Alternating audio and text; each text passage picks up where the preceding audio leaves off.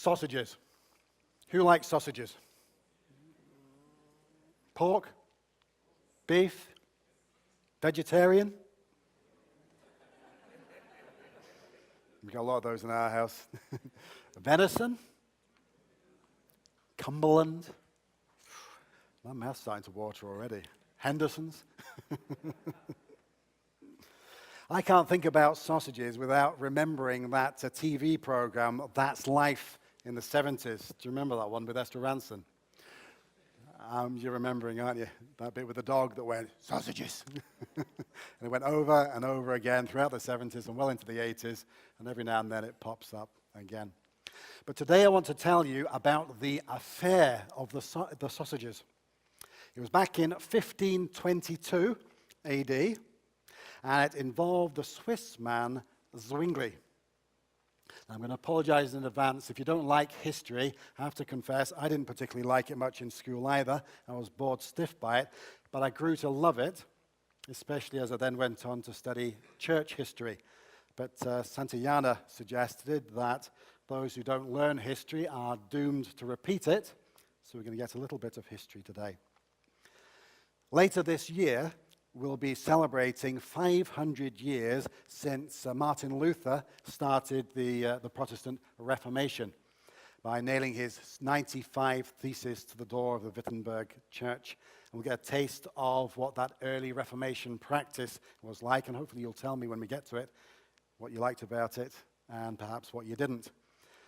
The point being, however, he didn't want to actually depart from the Roman Church. He genuinely wanted to reform it. Now, Zwingli, not many years after that, also had a 67 theses. There were a number of things, 67 of them, that he too took issue with within what was the only main, well, I was going to say the only Christian church. There was the Eastern Church as well by that point, but certainly the main church for the Western world. And the kind of things that he took issue with, and we can quite understand this, were things like corrupt priests. I think any kind of corrupt clergy is deplorable, but he had a particular issue at that time with the clergy of the time. He felt that the priests were being corrupt. The idea of forbidding priests from getting married. He also attacked the use of statues and images of the saints and of Mary within worship. He also attacked the Baptists for not baptizing children. Well, at the same time, he tried to remove some of the superstitious ideas about what baptism does or doesn't do. He changed the Mass to communion.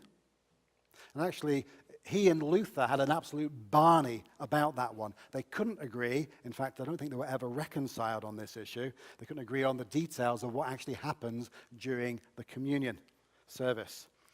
Eventually, Calvin would come along, and he would take a middle ground, and that's the one that we tend to lean towards in the Church of Scotland. So we're actually neither Lutheran nor Zwinglian. Actually, we're not all that Calvinist either very often, to be honest with you. But we do owe quite a bit to his more refined ideas as to what communion is about. But we're certainly reformed as per the Protestant Reformation. And we do well to look to our roots when it comes to our practices. And finally, this is where the sausages came in. Zwingli took issue with the ideas, or some of the ideas at that time, about Lenten abstinence.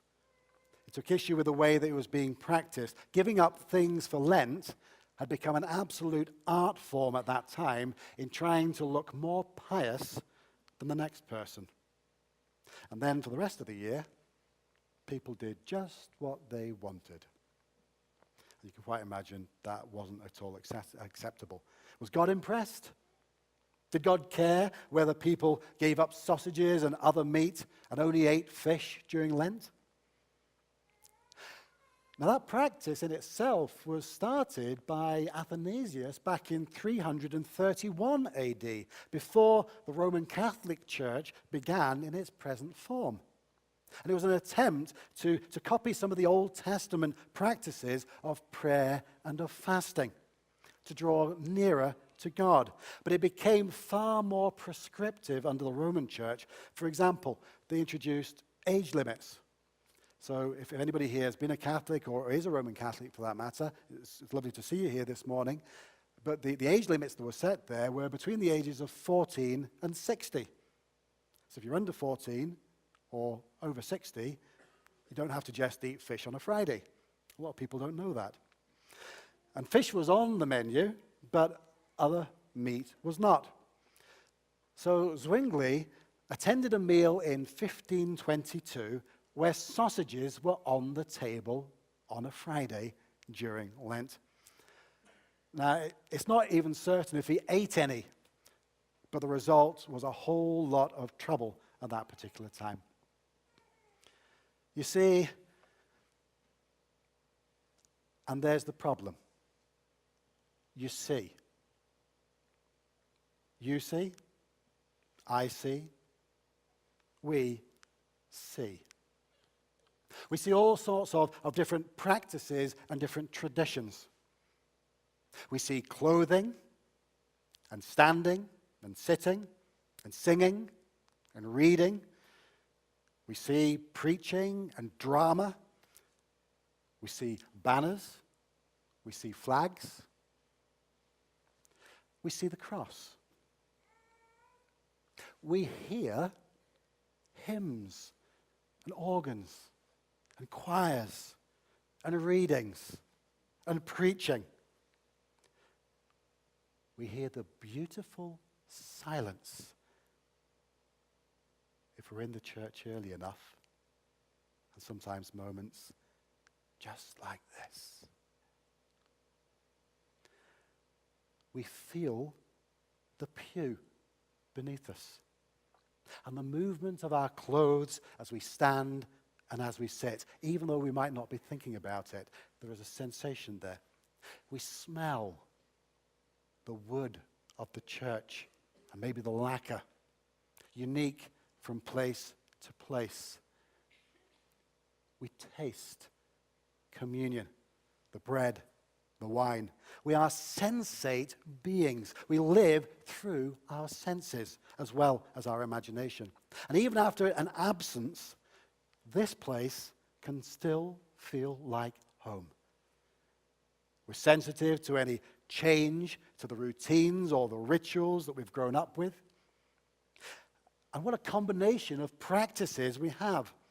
We have here in this particular church quite a mixture of what are termed high and low practices. It's not a pejorative term, it's just the various styles of the way things are done. We have choirs and we have robes. We have processing the Bible in. These kind of things are deemed high church style things. Reading the Bible in sections. And even those responses where we read the Psalms together as a congregation. Actually, that's quite a low practice in high and low terms. And I want to just be quite clear about this, that this has little to do with whether something is Protestant or Catholic.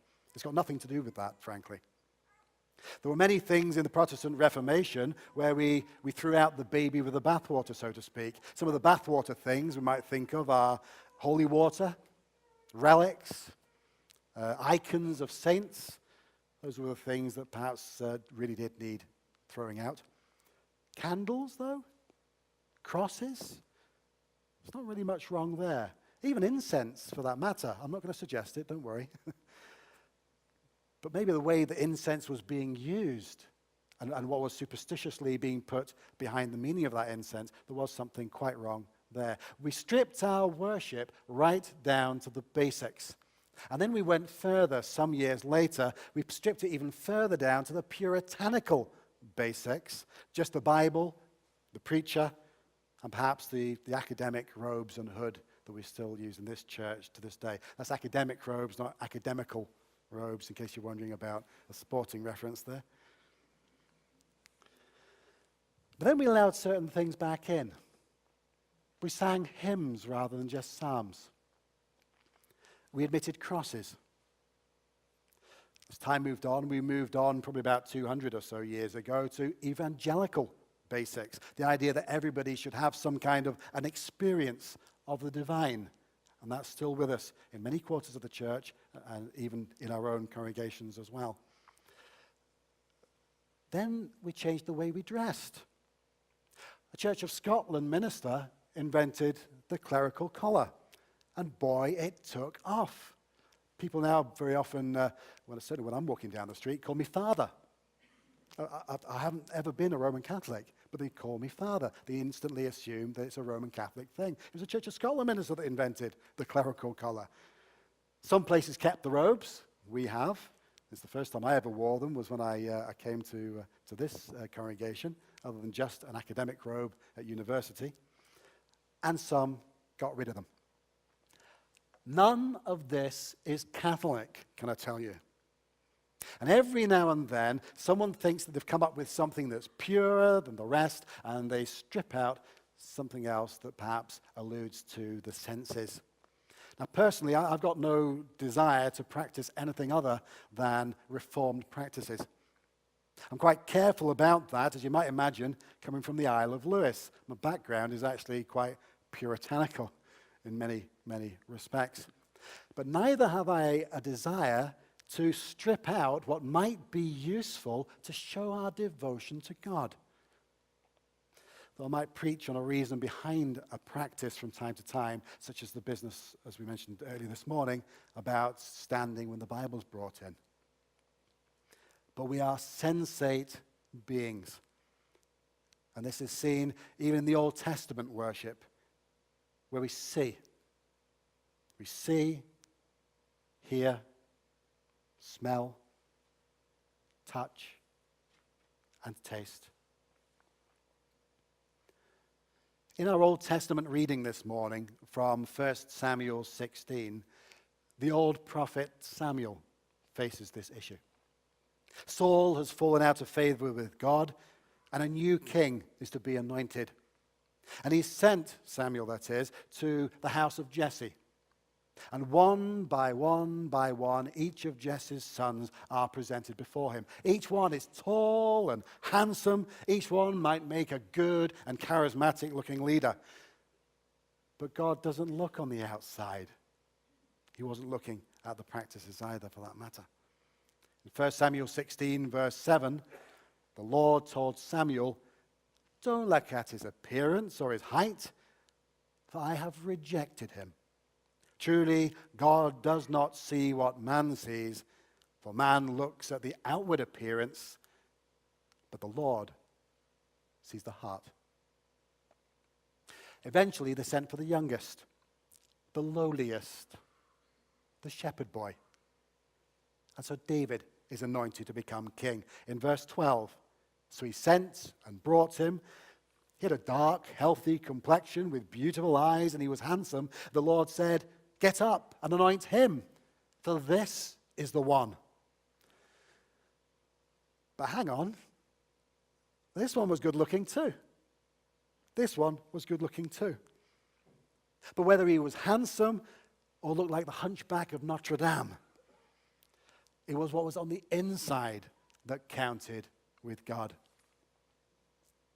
Similar themes of how we use our gift of sight were found in our New Testament reading this morning as well in John chapter 9. And so too with our practices. If we think that it's what things look like, what we look like, or purely how we believe, or a particular form of worship that determines whether God looks at us, we are sadly mistaken.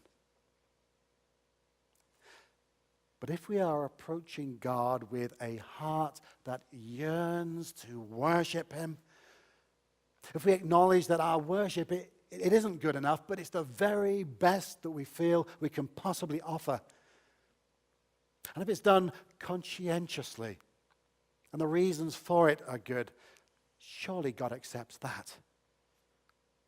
If our love of God, the God who loves his children without reservation, and our faith and our desire to follow Christ causes us to change in our attitudes and perhaps gradually in our actions as well, so that we try our best to genuinely help our neighbor and to worship God, surely God accepts that.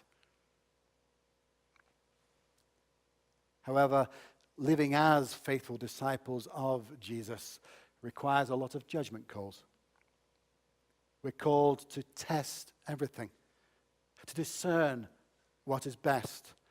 And our opinions might differ.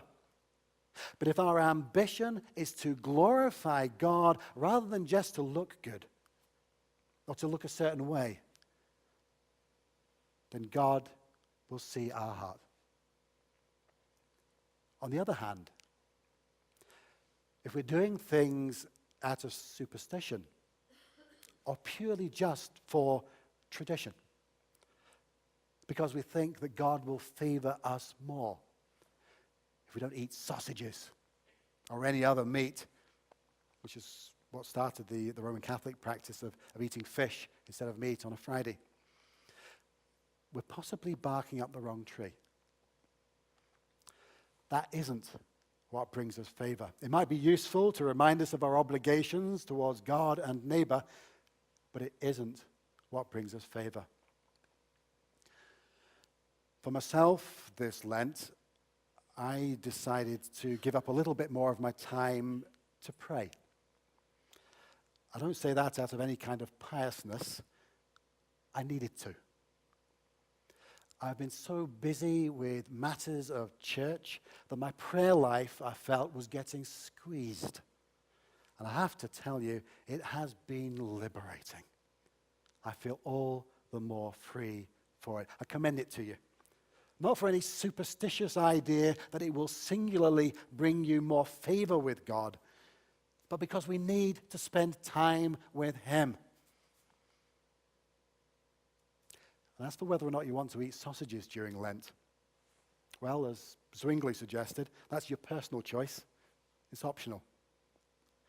But what we have been affirming every day of the 40 days of Lent, from Ash Wednesday onwards, is that on the lead up to Easter, as with any communion service, when we think about Easter communion, not that we should focus on the outside or what we should be giving up, but that we should redouble our efforts of prayer and introspection.